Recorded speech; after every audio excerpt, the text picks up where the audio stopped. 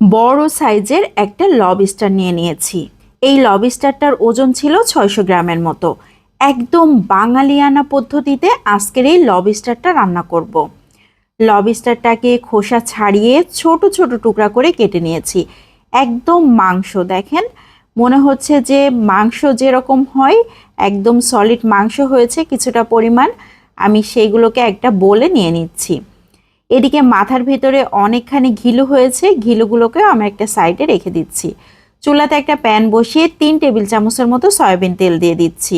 কেউ চাইলে সরিষার তেলটাও ব্যবহার করতে পারবেন। পেঁয়াজ কুচি দিয়ে দিচ্ছি আধা কাপের মতো। কাঁচামরিচ ফালি দিয়ে দিয়েছি 5-6টা। খুব ভালো করে নেড়ে চেড়ে নিচ্ছি। পেঁয়াজটা যতক্ষণ না পর্যন্ত নরম হয়ে যাবে ততক্ষণ নেড়ে চেড়ে নিতে হবে। এখন দিয়েছি লবণ আধা চা চামচ, হলুদ গুঁড়ো 1/4 চা চামচ। আবারও খুব ভালো করে নেড়ে চেড়ে সব কিছু মিশিয়ে নিচ্ছি।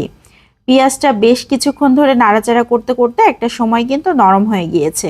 এখন দিয়ে দিচ্ছি পেঁয়াজ পেস্ট 2 চা চামচ, রসুন পেস্ট আধা চা চামচ, আদা পেস্ট আধা চা চামচ, জিরা পেস্ট 1 চা চামচ, ধনিয়ার গুঁড়া 1 চা চামচ, লাল মরিচ পেস্ট 1 চা চামচ। মরিচটা বুঝে দিতে হবে যে যেমন পছন্দ করেন। এখানে আমি পেঁয়াজের পরিমাণটা একটু বেশি ব্যবহার করেছি, এজন্য মরিচের পরিমাণটাও কিন্তু একটু বেশি করেই দিতে হবে। সামান্য একটু পানি দিয়ে দিয়েছি, মশলাটাকে খুব ভালো করে কষিয়ে নিতে হবে। আমি ঢাকনা দিয়ে ঢেকে 2-3 মিনিট মশলাটাকে জাল করে নিচ্ছি।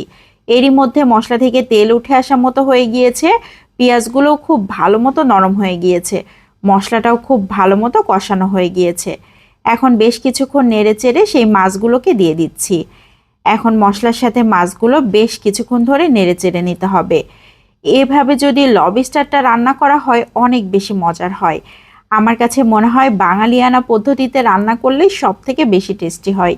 ঢাকনা দিয়ে ঢেকে 2-3 মিনিট আবারও জাল করে নিলাম। খুবই সুন্দর হয়ে গিয়েছে। এই মাছ সিদ্ধ হতে তো একদমই সময় লাগবে না, চিংড়ি মাছ এমনিতেই সিদ্ধ হয়ে যায়। আমি মশলার সাথে অনেকক্ষণ জাল করে নিয়েছি। এখন দিয়ে দিচ্ছি লিকুইড দুধ। এখানে আমি আধা কাপের একটু বেশি পরিমাণ দুধ ব্যবহার করেছি। কোনো ধরনের পানি লাগবে না, যে দুধ দিয়েছি এই দুধেই খুব সুন্দরভাবে রান্না হয়ে যাবে। এখন নেড়েচেড়ে ঢাকনা দিয়ে ঢেকে আবারও 5-6 মিনিট জাল করে নিচ্ছি। এরই মধ্যে মাছে খুবই সুন্দর একটা বলক চলে এসেছে, আর কালারটা দেখেন কত সুন্দর হয়ে গিয়েছে, দেখতেই কতটা লোভনীয় লাগছে। চিংড়ির এই ঝোলটা খেতেও কিন্তু অনেক মজার হয়, তবে আমি আর আজকে ঝোল রাখবো না। এখন দিয়ে দিচ্ছি আধা চা চামচের মতো চিনি। চিনিটা দিলে খুবই সুন্দর একটা ব্যালেন্স হয়, খেতে ভালো লাগে। এখন দিয়ে দিচ্ছি ভাজা জিরার গুঁড়া। সব শেষে ভাজা জিরার গুঁড়াটা দিয়ে একটু নেড়েচেড়ে নামিয়ে নিতে হবে। রান্না একদম কমপ্লিট হয়ে গিয়েছে, তেল উঠে আসা মতো হয়ে গিয়েছে। এটা দিয়ে গরম গরম ভাত মেখে নিলে যে কি মজার লাগবে, উফ, আমার তো এখনই জিভে পানি চলে আসছে। মনে হচ্ছে এখনই ভাত নিয়ে বসে যাই। আমার কাছে মনে হয় যে এভাবে রান্না করলে সব থেকে বেশি টেস্টি হয়। আমি একটু গার্নিশ করে নিলাম পেঁয়াজ বেরেস্তা দিয়ে। এটা একদমই অপশনাল, না দিলেও কোনো সমস্যা নাই। আজকের এই লবস্টার রান্নাটা কেমন লাগলো সবাই লাইক ও কমেন্টের মাধ্যমে অবশ্যই জানাবেন। ভালো লাগলে বেশি বেশি করে শেয়ার করে দিতে পারেন, অনেকেই দেখার সুযোগ পাবে। এভাবে রান্না করলে একটা লবস্টার অনেকজন মিলে খেতে পারবে।